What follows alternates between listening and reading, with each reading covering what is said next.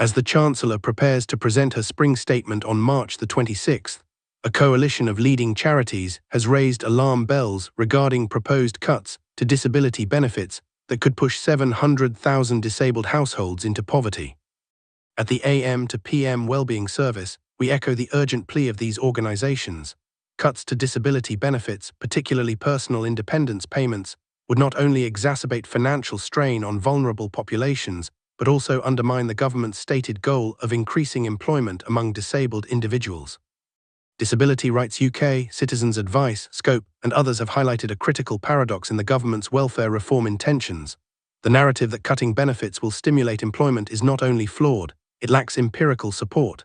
Instead of incentivizing work, such cuts would likely lead to increased poverty and hardship, situations that make it even more challenging for disabled individuals to seek and maintain employment.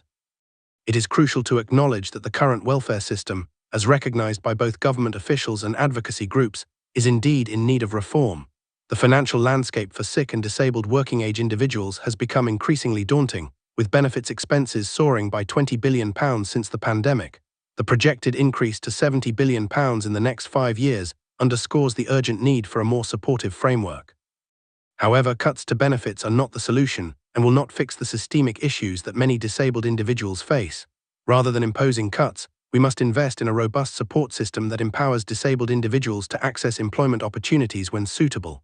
The call for reforms aligns with the growing recognition that many disabled people desire to work, provided they receive the necessary support that acknowledges their unique circumstances.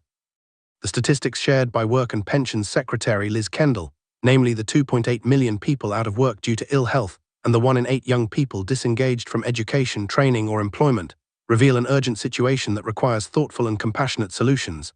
It is not enough to merely label individuals as locked out of opportunities. We need to understand the complexities of their experiences and tailor our responses accordingly.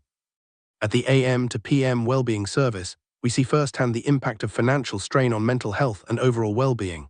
Being pushed into poverty due to cuts in crucial support services like PIP can have dire mental health implications. The stress of financial insecurity is compounded by the stigma surrounding disability and the challenges of seeking employment in a society that often overlooks the capabilities of disabled individuals. The open letter to the Chancellor encapsulates a compelling vision that the government can pursue: work with disabled people and the sector to bring about meaningful change. Listening to the voices of disabled individuals is not a mere formality, it is a necessity. Ensuring that disabled people are heard and included in discussions surrounding welfare reform will not only lead to better policy outcomes, but also foster a sense of belonging and dignity within the community. In conclusion, we urge Chancellor Rachel Reeves to heed the warnings from leading charities and to prioritize the safeguarding of disability benefits like PIP in her forthcoming spring statement.